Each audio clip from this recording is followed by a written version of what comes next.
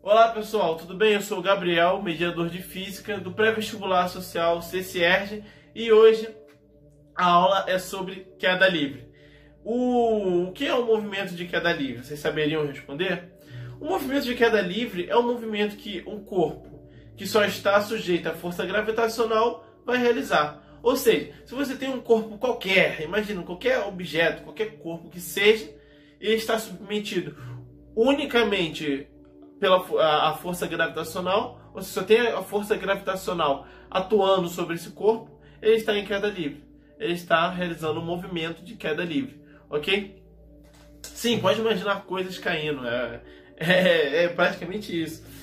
E então vamos lá. A gente vai estudar alguns tipos de movimentos em queda livre, ou seja, os casos mais comuns de movimentos estudados em queda livre. E esses movimentos não passam de exemplos do que vocês viram na aula passada, que foi o quê? Movimento retilíneo uniformemente variado ou variável, depende. Tem gente que chama de um jeito, tem gente que chama de outro. Enfim, vocês vão ver aplicações do que vocês aprenderam na aula passada no movimento de queda livre, beleza?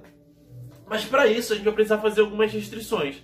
Primeiro, vocês lembram que no movimento uniformemente acelerado ou uniformemente variado, a gente tem que ter aceleração constante? Lembra disso? Então, para isso, a aceleração da gravidade a gente vai considerar constante. A aceleração que a gente está submetido em queda livre é a aceleração da gravidade, como a gente havia dito.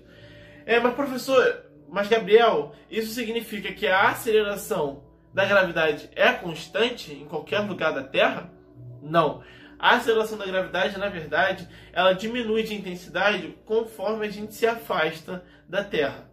Beleza? Guardem essa informação. A gente não vai usar muito isso agora, mas guardem isso. Porém, a pequenas alturas, assim, se a gente não se afastar muito, extremamente da Terra, a gente pode considerar a aceleração gravitacional constante. Assim, até uns, sei lá, 570, quase 100 metros assim, a gente aproxima ela como sendo constante, ok? Na região do Equador, no nível do mar, do Equador da Terra, no nível do mar, a gente diz que a gente calcularam experimentalmente que essa aceleração gravitacional era de 9,81 metros por segundo ao quadrado, ok? Eu vou escrever isso daqui a pouco para vocês anotarem.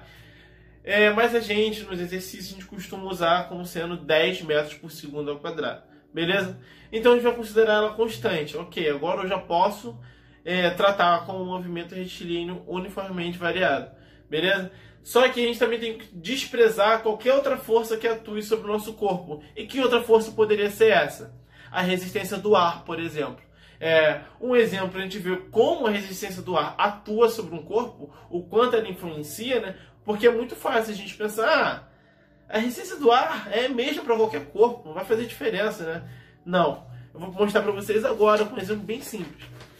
Aqui eu tenho uma folha de papel semi-aberta, né? Aberta em branco, e uma folha de papel completamente amassada. Fiz uma bolinha de papel. Eu peguei a mesma folha do mesmo pacote. E a gente vai ver qual é a diferença da queda dessas duas folhas. Eu vou soltar as duas de uma mesma altura, ok? De uma mesma altura, basicamente. E vamos ver o que acontece. Vocês conseguiram ver? A bolinha, cadê a bolinha? A bolinha, ela caiu muito mais rápido, chegou ao chão muito mais rápido do que a folha aberta. Isso por causa da resistência do ar.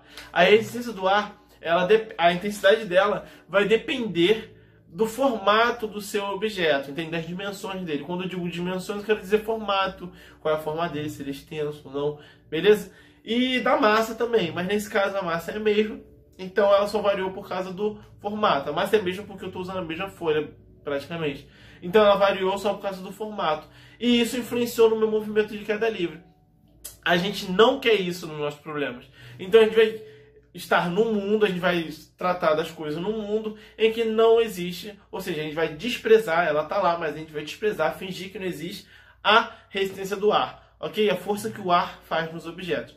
Beleza? Então, dito isso, a gente definiu tudo o que a gente precisava. A aceleração da gravidade constante, a gente vai considerar nos exercícios, na maioria dos exemplos, como 10 metros por segundo ao quadrado. E vamos lá para as contas, mas antes, só lembrar uma coisa, vocês viram nos vídeos anteriores o que é uma grandeza vetorial. Ok? Grandeza vetorial tem módulo, direção e sentido.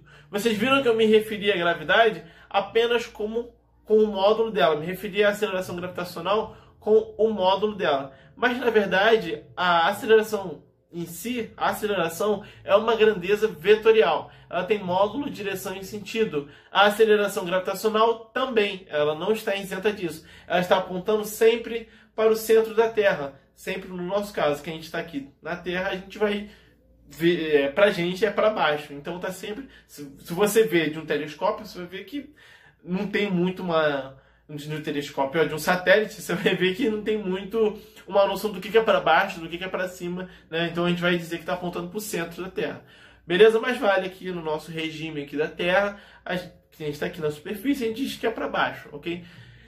Então ela tem sim módulo, tem direção e sentido. A gente vai tratar só do módulo porque estamos tratando de movimentos retilíneos, ou seja, uma coisa de uma única dimensão, ou seja, uma mesma direção também.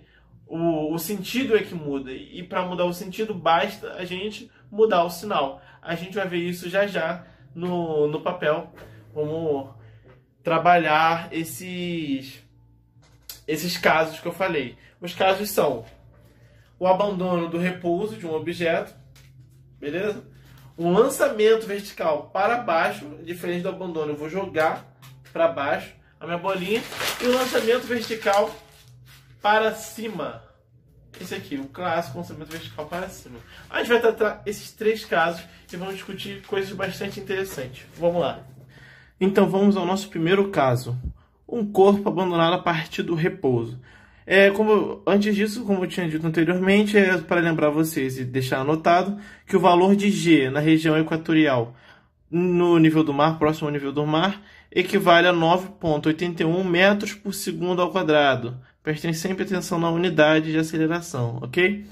E o valor de G geralmente utilizado em exercícios para facilitar as contas, no nosso caso, que a gente vai usar, geralmente, tá? Né? Nem sempre. Às vezes ele te pede para usar o valor original, ele te dá. Vai ser 10 metros por segundo ao quadrado, ok? Então vamos lá. Esse caso, a gente vai falar de corpo abandonado a partir do repouso. Ah, mas Gabriel, o que a gente precisa para isso? Primeiro a gente precisa de um corpo. Então vamos aqui definir qual vai ser o nosso corpo, né? Podia ser qualquer coisa, né? Vamos usar então uma bolinha. Ok?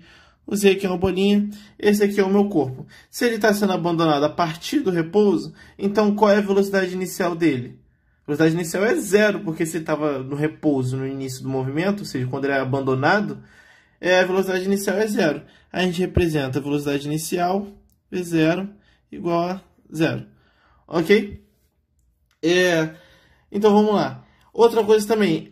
Qual é a aceleração que o meu corpo está submetido? Como a gente havia visto no caso do queda livre. É a aceleração gravitacional. Então a minha aceleração, A, que é um vetor, era igual à aceleração da gravidade. Beleza? Esse símbolo em cima é uma setinha, sem a parte de baixo, mas continua sendo uma setinha, ok? Não tem diferença da seta habitual utilizada para representar vetor algebricamente.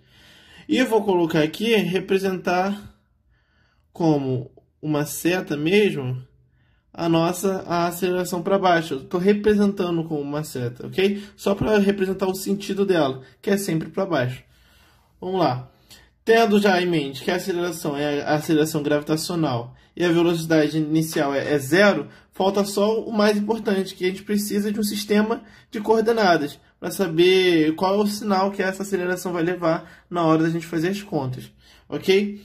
Para onde que vai crescer a nossa distância, o nosso deslocamento a partir do 0. A gente vai definir o 0 aqui, eu poderia definir a minha distância, né, meu deslocamento crescendo para cima ou crescendo para baixo. Vamos usar a convenção do livro, né? Pelo que parece, a gente vai escolher a direção, o sentido igual ao sentido inicial do movimento, beleza? O sentido inicial do movimento vai ser para baixo, ok? Então, a gente vai definir o nosso eixo Y, né, que é o nosso eixo de coordenadas, Y para baixo, ok? Ele continua aqui negativo, mas isso não vai importar para a gente. O que importa é que o nosso corpo sai do zero e cai para baixo, ou seja, cresce a distância dele em Y. O Y é a nossa coordenada, ou seja, distância, a gente vai definir aqui Y, coordenada, ou seja, distância a partir do zero, né? O V0 vai ser a nossa velocidade inicial, como vocês já devem estar acostumados. E o G é a aceleração da gravidade, ok? Lidem com isso e deixem isso bem formulado na cabeça de vocês, ok? Show de bola. Vamos lá, então. Gabriel, agora tudo se trata de um movimento retilíneo uniformemente acelerado. Exatamente, eu tenho um corpo que só está submetido a uma aceleração constante. Lembra que a gente define o G como sendo essa constante aqui, ou essa, dependendo. É uma aceleração constante se movendo apenas em uma reta, né? Que é a reta aqui do eixo Y, que é a nossa coordenada. Então vamos lá. Qual é a diferença do MRU para esse caso do movimento da queda livre, que é o corpo abandonado a partir do repouso? A diferença é mais na notação, que a gente deixa de usar o ΔS e começa a usar ΔY. Né? Na apostila, por exemplo, eles usam só o Y. Por que eles usam só o Y, Gabriel?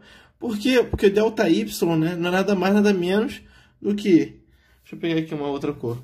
ΔY não é nada mais, nada menos do que um Y final menos o Y inicial, ok? Só que o nosso Y inicial a gente está tomando aqui como zero. Então, como isso aqui vira zero, é só o Y final. Para não ficar carregando esse F toda hora, a gente deixa só Y. Beleza? Isso na apostila, a gente usa essa convenção e não tem problema. A gente usar ΔY também. Aí é só mais geral. E para ficar mais fácil de decorar, ΔS por ΔY, a gente sabe que tem um delta ali, só muda a letra. Ok? Então vamos lá. O ΔS virou ΔY, né, que agora é um deslocamento no eixo Y, o eixo vertical. O V0 que a gente tinha lá no MRUV, que era do V0t mais AT ao quadrado, o V0 aqui a gente definiu, ele é zero. Então esse termo aqui, ele some. Ok? A gente vai até cortar aqui, mas a gente já cortou aqui. E ele não aparece aqui desse lado. E outra coisa que mudou também é que a aceleração virou G, não é mais A, agora é G. Beleza? Então, no movimento de queda livre, nesse primeiro caso, o nosso ΔY vai ser só GT ao quadrado sobre 2. Beleza? A velocidade que lá no MRUV era V0 mais AT, o V0 virou 0, não aparece aqui, e o A virou G. Ficou V igual a GT.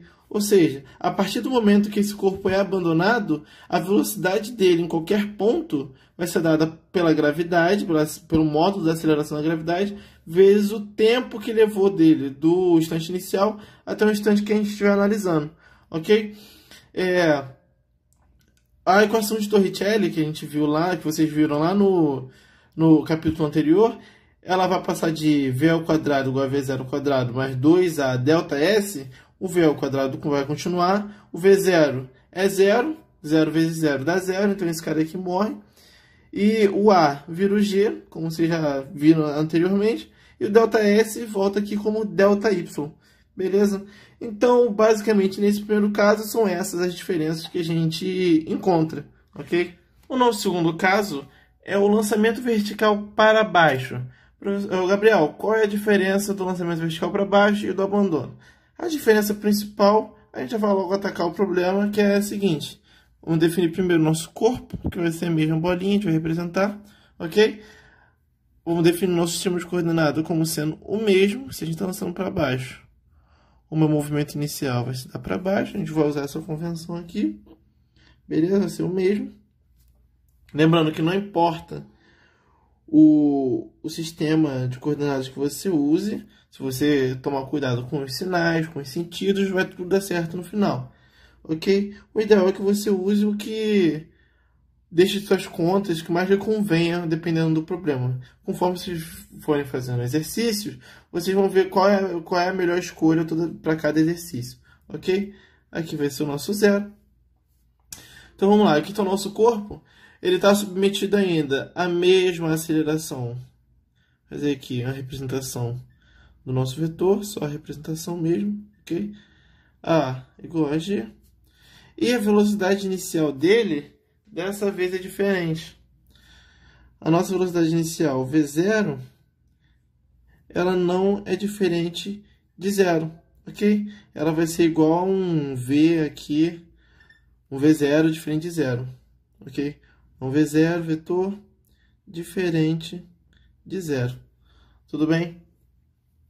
E o sentido dela vai ser para baixo. Por isso que o nome é lançamento vertical para baixo, porque eu vou estar lançando o corpo, ele vai ter uma velocidade inicial, porque eu nem precisaria colocar esse termo aqui, bastava só colocar diferente de zero, ok? Ele vai estar sendo lançado para baixo, e essa é a única diferença, nessa parte aqui. Agora, Gabriel, como é que ficam as equações do movimento retilíneo uniformemente variado para esse caso de lançamento vertical para baixo? Bom, pouca coisa muda também. Assim como no caso anterior, o nosso ΔS vai virar ΔY, ok? Porque aqui é o nosso eixo de coordenadas Y. O nosso ΔS vai virar ΔY. O nosso V0, que aparecia, ele não é mais zero. Ou seja, esse termo aqui da equação, esse termo aqui, ele continua aqui, ok?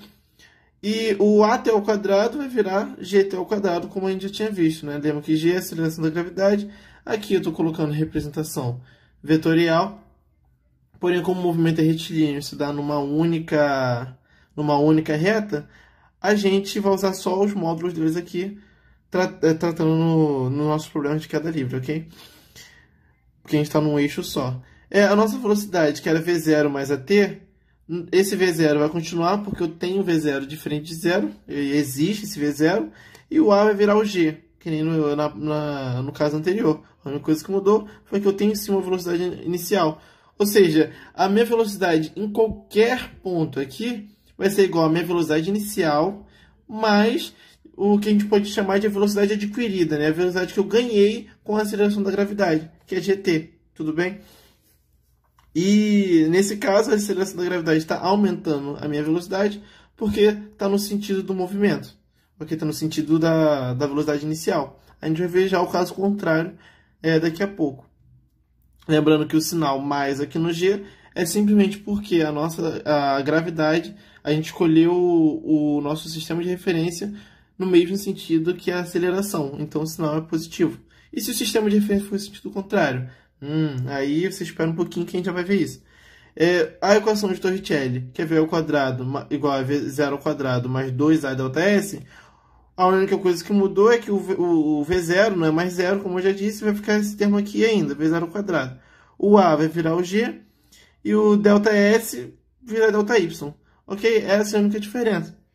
O nosso último caso é o lançamento vertical para cima. Gabriel, o que é o lançamento vertical para cima? É bem o que o nome já diz, né? Você tem um corpo, você lança, eu desenho aqui um bonequinho, né? Eu não sou muito bom desenhando.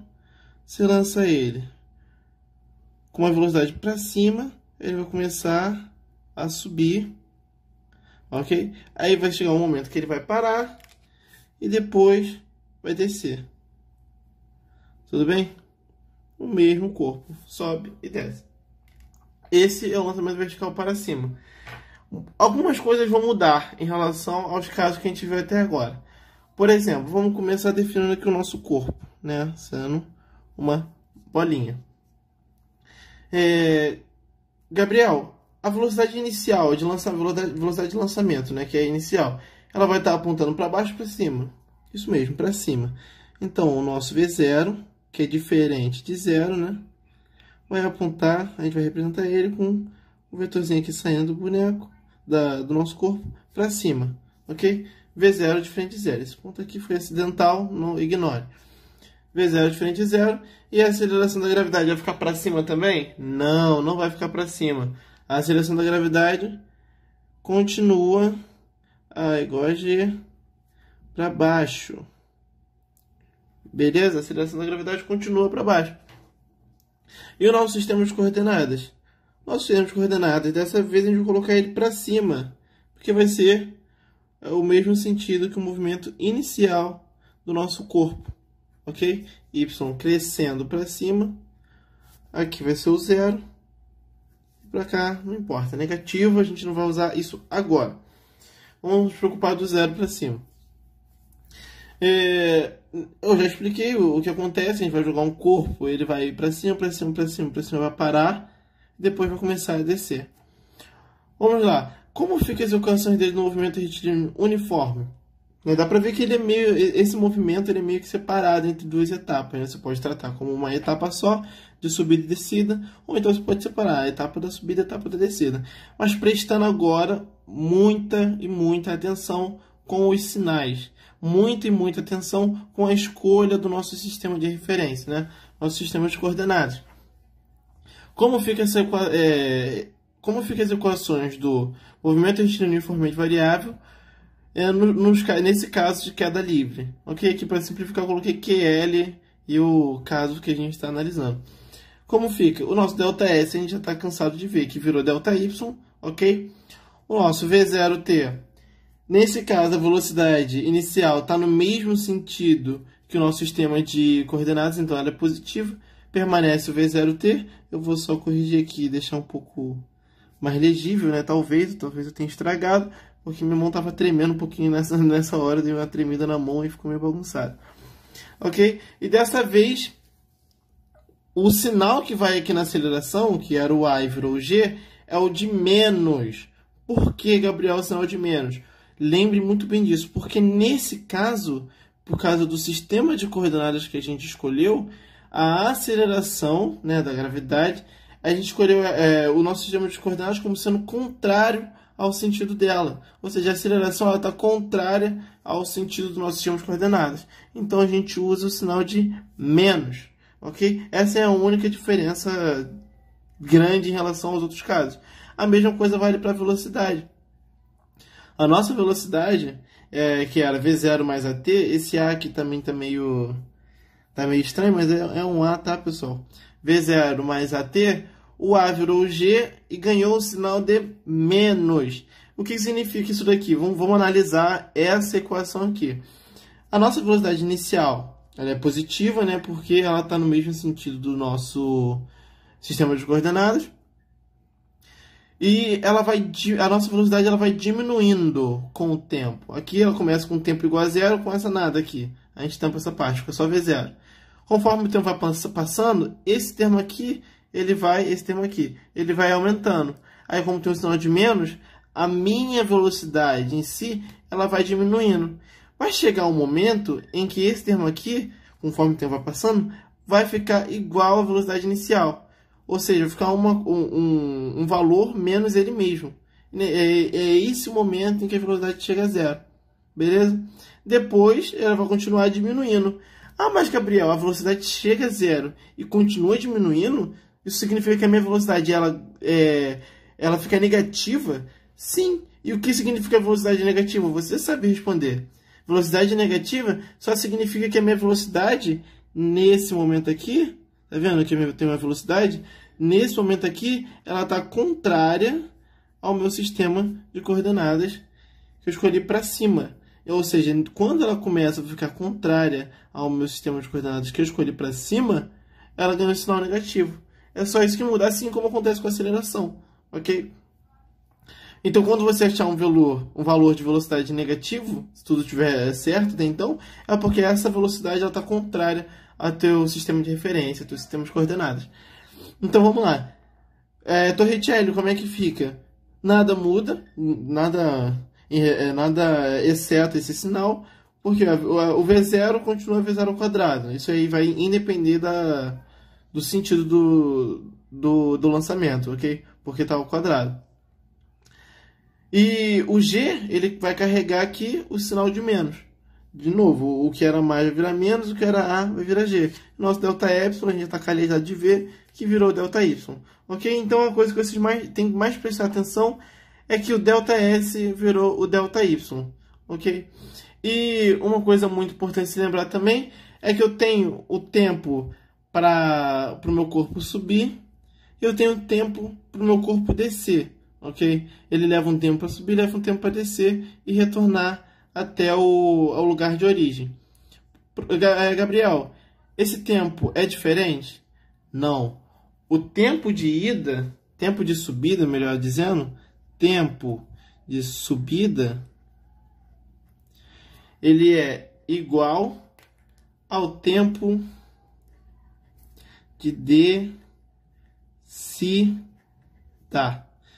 Isso aqui vocês têm que ter na cabeça, vocês têm que levar isso para vocês, ok? Vou ver se eu consigo colocar algum apêndice, alguma coisa mostrando o porquê dessa relação. Mas acreditem, tempo de subida é igual ao tempo de descida. Tudo bem? E é isso, essa foi a nossa aula de movimento de queda livre. Esses são os casos mais que a gente costuma abordar com mais frequência durante o curso de Física do ensino médio. E obrigado por assistirem a aula.